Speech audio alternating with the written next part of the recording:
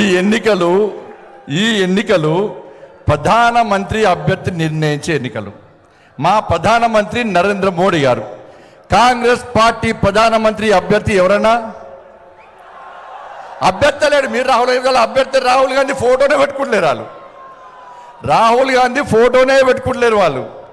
ఇలా ప్రధానమంత్రి అభ్యర్థి ఎవరో తెలియని కాంగ్రెస్ పార్టీకి ఈ దేశ ప్రజలు పార్లమెంట్ ఎన్నికల్లో, దేశ ప్రధాని నిర్ణయించే ఎన్నికలు, పార్లమెంట్ ఎన్నికల్లో ఆ పార్టీకి ఎవరు చూసి ఓటేమంటారు, ప్రధానమంత్రి ఎవరు అభ్యర్థిని ఓటేమంటారో ఒక్కసారి కాంగ్రెస్ పార్టీ నాయకులు ఆత్మవిమర్శ చేసుకోవాలి. వాళ్ళు ఏదో అనుకుంటున్నారు. నాకు ఈ 17 తరగతి చుక్కలు చూపడతారు ప్రజలు. కాంగ్రెస్లో చుక్కలు చూపడతారు ప్రజలు.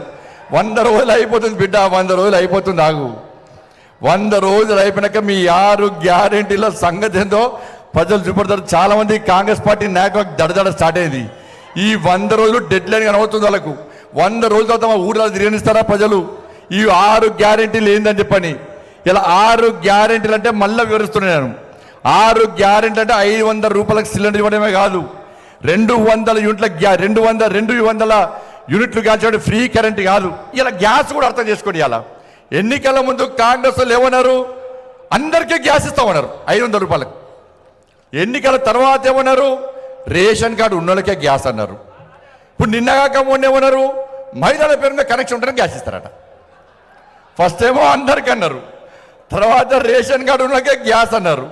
మళ్ళీ ఇప్పుడు ఏమంటారు, మహిళల పేరు మీద గ్యాస్ కనెక్షన్ ఉంటే గ్యాస్ కనెక్షన్ అంటారు. మరి రేషన్ కార్డులు ఇవ్వలేదని చెప్పి 10 సంవత్సరాలు మేము తింటాం, బీఆర్ఎస్ పార్టీ కాంగ్రెస్ వాళ్ళు తిట్టారు. రేషన్ కార్డుల కోసం దాదాపు 10 లక్షల మంది కంటే ఎక్కువ మంది ప్రజలు దరఖాస్తు చేసుకున్నారు. రేషన్ కార్డులు ఇవ్వకపోతే ఇలా గ్యాస్ ఇవ్వకపోతే, కానీ 500 రూపాయలకి గ్యాస్ ఇస్తామంటున్నారు.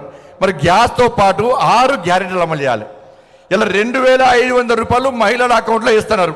పక్క 6 గ్యారెంటీలో పక్క 2500 రూపాయలు వేయాలి. వేసిండ్రా ఎక్కడన్నా? ఇవాళకి 80 రోజులు అయిపోయింది. ఇంకా 20 రోజులే, ఇంకా 10 రోజుల లోపల ఎన్నికల కోడ్ వస్తుంది. కానీ కాంగ్రెస్ పార్టీ వాళ్ళు ఇవాళ మీటింగ్ పెట్టుకున్నారు. 6 రోజు ఒక గ్యారెంటీ అట, ఇందిరమ్మ ఇల్లు ఇస్తారట. ఇవాళ ఇందిరమ్మ ఇండ్ల కోసం దరఖాస్తు చేసుకున్నది 20 లక్షల మంది అని వాళ్ళే చెప్పారు.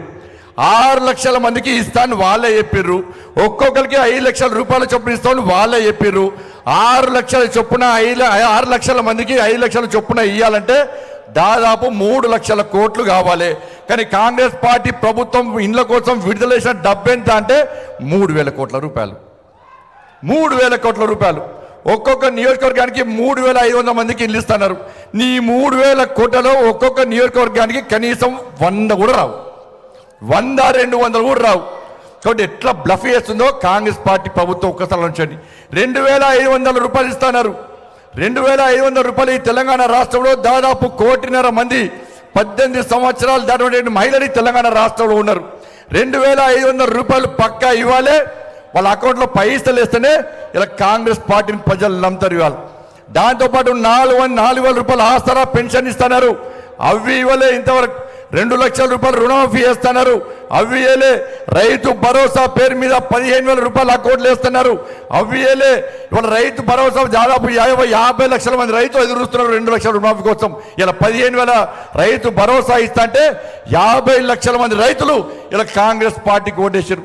దాదాపు 15 లక్షల మంది కౌలు రైతులకు వాళ్ళకు భరోసా కల్పిస్తారంటే వాళ్ళు ఓట్లు వేసారు. కాబట్టి ఏమీ ఆచరించకుండా, ఏమీ అమలు చేయకుండా 1-2 వాగ్దానాలు అమలు చేసి ఇవాళ 6 గ్యారెంటీలు అమలు చేస్తామని చెప్పి ప్రజలను నమ్మించి మోసం చేసే ప్రయత్నం ఇలా కాంగ్రెస్ పార్టీ చేస్తున్న విషయాన్ని ఇవాళ తెలంగాణ సమాజం గుర్తించాలి.